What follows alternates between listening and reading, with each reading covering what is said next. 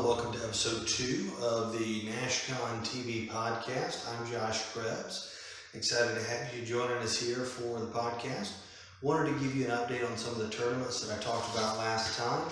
So far confirmed, we have Bolt Action, Flames of War, Team Yankee, Malifaux, Guild Ball, X-Wing, Infinity, War Hordes, and Advanced Squad Leader. So excited to announce those to you. Also wanted to give you an update. The link to the accommodations is on the website. So if you scroll down, if you're on the website, you click on accommodations at the top, or you scroll down to the section that talks about accommodations. There is a link where you can actually go ahead and reserve your rooms at the block rate. It's $129 a night. Great deal for the area that it's at. Great hotel, great venue. So definitely encourage you to go ahead and sign up for those as soon as you can. Those are limited. There's a limited number there. Obviously, we can always request more if we run out, but I encourage you, as soon as you know for sure that you're coming to Nashcon, that you go ahead and register there and reserve your rooms there for the convention. Also wanted to announce, we're very excited to announce, we've been partnering with some university students, college students, and what we decided to do this year is, for the first time ever, offer a discounted college student rate to participate in colleges. So if you're a college student, you want to know if your college is participating, or if you work at a college and you're thinking, hey, this could be a good chance to get some college students engaged in miniature wargaming, please feel free to give me, shoot me an email, give me a phone call, contact me through the website. All that information will show up. It was at the beginning, but also show up at the end of this video. So please feel free to contact me. We definitely want to engage college students as much as we can. Miniature wargaming, tabletop gaming in general, is a great avenue for developing strategy, critical thinking. In fact, there was a wonderful news article a while back about how miniature wargaming actually helps develop strategy and is even being used by the military. Of course, it's been used by the military for a very long time, but being used in the military universities to help develop that critical thinking and strategic planning skills. So please feel free, if you work for a college university or you are a college university student, to shoot me an email, give me a shout out, and that way I can get you information about that student rate. It's not something we're publicly advertising. It is something that you have to kind of request information on. And that's primarily because we really want to engage with the colleges specifically to help grow those environments there at school. I will tell you, if you're a student at Auburn, then you can contact Andrew Adkins, who is working with Auburn. Actually is a student organization specifically related to gaming that we've been engaged with. So definitely want to encourage you, if you're a college student or you work at a university and this is something that's of interest to you, to get a hold of me so we can talk that through.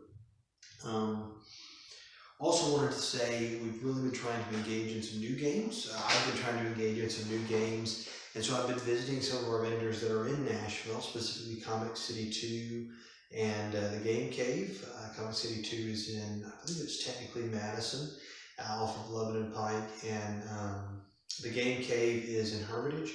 So I've been visiting and I just want to kind of show you some things I've picked up. I'm going to do photographs and some descriptions of what's in the box after the podcast, but still on this podcast. So at Comic City 2, I picked up the Walking Dead All-Out War Miniatures game. And so I'll do some up-close pictures of this. It's a great value given the scale of the miniatures, the scope of the game. Beautiful miniatures. I know you probably can't see them from there, but I'll take up-close pictures. Beautiful miniatures. I'll open the box. You can see everything that's in the box. Same thing with the scenery booster, and I'll pull this open and you'll be able to see everything that's in the box here as well. Beautifully done miniatures, and so you'll get a chance to look at those. So stay tuned for those. Also, I have played Flames of War for quite some time. Team Yankee came out recently, struggled, hey, do I want to get into a new game? Ultimately decided yes, I do. So when I was at the Game Cave the other day, I picked this up. It's a great deal on a full rule book, and it really goes through everything, the whole rules, and also gives you a lot of information about building lists, a lot of the information on the cards, scenarios, painting guides, all of that's in here. I'll snap a couple of pictures of that to put on the end of the podcast as well. Last but not least, If you're like me, at some point throughout your time in miniature wargaming or tabletop gaming, you either have played or have played D&D. If you watch Stranger Things on Netflix, they're playing D&D at the beginning, which sort of drew me into the TV series immediately. Most of the humor, gaming-related humor that's come out over the last few years is D&D related. But a while back, I kind of got out of it. They made a version change, didn't really like the new version. But they've come out with this D&D starter set, which includes the latest version of the basic rules, startup campaign, dice, 5 already pre-built character sheets. It's a great way to get back into role-playing if you've been out of it for a while. Or if you want to get friends engaged in role-playing who are new to the game, which for me, even though I've been out of it for a while, D&D is a rule system I'm familiar with. However, I have a lot of board gamers who've kind of played some of the fringe role-playing game board games. And so I thought this would be a great way to get them re-engaged. So I'll kind of snap a couple of pictures of the contents of this, but a great set, very affordable as well. I picked this up for $19.99 at the Game Cave. Great deal for everything that you get. It certainly is not all-inclusive. I recommend that you go and pick up the Player's Handbook as well, which they have at the Game Cave. But this is a great starter set for D&D if you're looking to get back into it. That's pretty much it for today. I will try to keep you appraised of everything, all the developments. If you have any questions about the tournaments, I'm still getting some of the information about the ones that I officially announced at the beginning of this. So definitely want to encourage you to contact me if you have any questions about those. Another reminder, I know I put a template at the beginning of this, but another reminder, Nashcon has moved. Traditionally, it's been on Memorial Day weekend. We've moved it to June 2nd through 4th, which is a Friday through a Sunday. So gaming usually starts on Friday afternoon. We'll go through Sunday morning. So encourage you to just mark that down in your calendar. If you haven't caught it already, it's obviously on the website for those days. But I want to make sure everybody's really clearly aware of that. We've moved the weekend. Traditionally it was Memorial Day. We moved it to a later weekend. Also, really want to encourage you to check out the vendor section on the website, see who the vendors are. If you're looking at ordering anything in the next few months and it's something that you can buy through one of our vendors, encourage you to do that and pick it up at Nashcon. Most of our vendors, in fact all the vendors that I can think of, would love for you to order things and then be able to deliver them to you in person at Nashcon. They'll be there in the vendor hall. We're still adding some vendors, have spoken to a few vendors this week that are considering coming. At this point, I believe we have 11 or 12 vendors confirmed, another 3 or 4 that are looking at coming. So excited about that. Also, just since last week, I talked about last week that we had 20 of the 120 game slots filled. We filled another 10 of those. So if you have a game, you want to play it, I really encourage you to go to the website, fill out that game submission form. Go ahead and get on the list so that I can put you in the preliminary events list. I'm working on that right now. I've done a little bit of it, hoping to get it finished this week so I can kind of publish the initial one this week, give people an idea of what some of the games we're expecting are. The tournaments won't appear on that preliminary events list because they'll kind of be a separate thing, but you will have a tournament info page available as soon as I have links to all of the setups for the tournaments. I will list those on the website. So you actually will see a link if you go to the website. You'll see a nashcon.org. You'll see a tournament info link at the top. If you click that right now, or just kind of some placeholder pictures, you're welcome to click on those, but it won't do anything. Eventually, those will all link to the details specifically for army lists, points levels, things like that for those tournaments. If you want to register for a tournament, and hey, I'm coming to Nashcon, I want to pre-register for that tournament. Right now, we do have a generic tournament link available if you hit the register link. If you follow that link, you can go ahead and register for a generic tournament. Just shoot me an email and say, hey, I want to be in this tournament.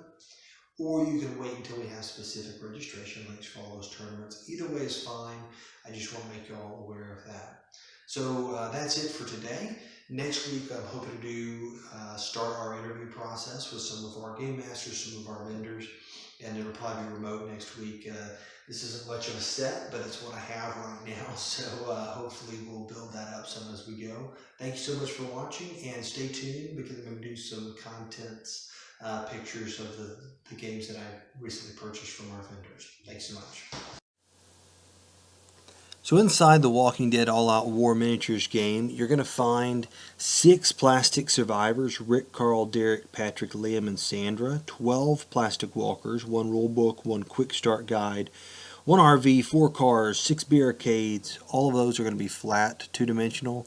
You'll also find in there initiative counter, survivor cards, walker reference card, event cards, supply cards, equipment cards, all the dice you need, as well as a mat to play it on. So it's a really great set for what you get. Inside the vehicle and barricade booster pack, the scenery booster, you're going to find 4 vehicles, 2 trucks, 2 cars, a bunch of different barricades, a bunch of little pieces. Here's a comparison pic with the models so you can kind of see what that looks like. As you can see here, the scenery models are really detailed and really go well with the models that come in the box. Here we have Team Yankee, 120-page hardback rule book. When we look inside, we'll find that it's full color, which is great. I really like it when rule books are full color. Something about it just makes it feel more valuable. You can see here a good table of contents. It's going to include all your normal rules, as well as a bunch of scenarios, and even some scenarios specific to Team Yankee the book. Here are good diagrams. You can see they really do a good job of explaining the rules.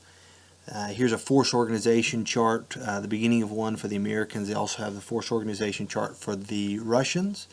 And as you'll see here is the quick play guide. This allows you to really play the game basically from 2 pages. So once you know the rules, it's really easy to play them from just the pages here.